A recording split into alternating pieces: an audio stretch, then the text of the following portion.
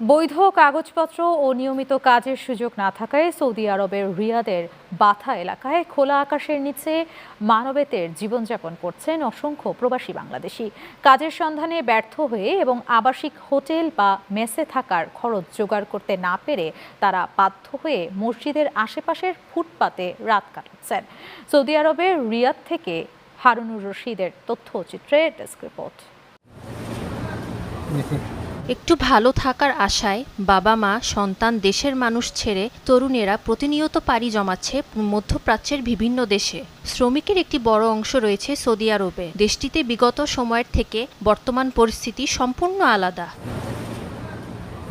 কাজ নেই বৈধ কাগজপত্র, অনেকেই অসুস্থ হলেও চিকিৎসা করাতে পারছেন না। কাজ হারিয়ে ইকামার মেয়াদ শেষ হয়ে কিংবা নানা প্রতারণার শিকার হয়ে অনেক বাংলাদেশি প্রবাসী রিয়াদের বাথা এলাকায় মসজিদের পাশে আশ্রয় নিয়েছেন। প্রবাসীরা এখানে এসে দালালের খপ্পরে বসে পড়ে তারা অসহায় জীবনযাপন করতেছে। প্রথমে এসে বেকার অবস্থায় ছিলাম 3 মাস, এই কারণে আকামা করার সমর্থন হয়নি। আবার 2 মাস কাজ করছি, বেতন দেয় না, খুব কষ্টে আছে বর্তমান। ঘোরাফেরা করতেছি, মসজিদে ঘুমাই, মার্কেটের সামনে ঘুমাই।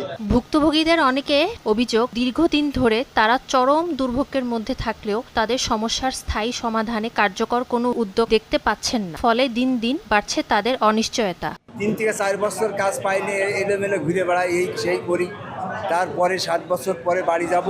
বাড়ি যাওয়ার প্রোগ্রামটাও ঠিক রকম নাই।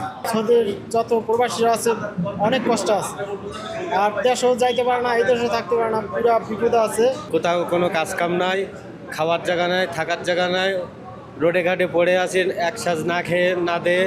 এভাবে আমাদের জীবনযাপন খুব দুর্বিষহ হয়ে গেছে। সৌদি আরব প্রবাসী সাংবাদিক ফোরামের উদ্যোগে ও স্থানীয় একটি হোটেলের কর্ণধর মাসুদ রানার সহযোগিতায় প্রতিদিন অসহায় প্রবাসীদের রাতের খাবারের ব্যবস্থা করা হয় এবং রিয়াদ কমিউনিকের ধনাত্মবান সবাইকে অসহায় প্রবাসীদের পাশে এগিয়ে আসার জন্য আহ্বান জানান। প্রায় অর্ধ শতাধিক গরিব মানুষ, কেউ অসুস্থ, কেউ পাও নাই, বিষাদি আন্যা দালালরা মোশাক্কেল করছে।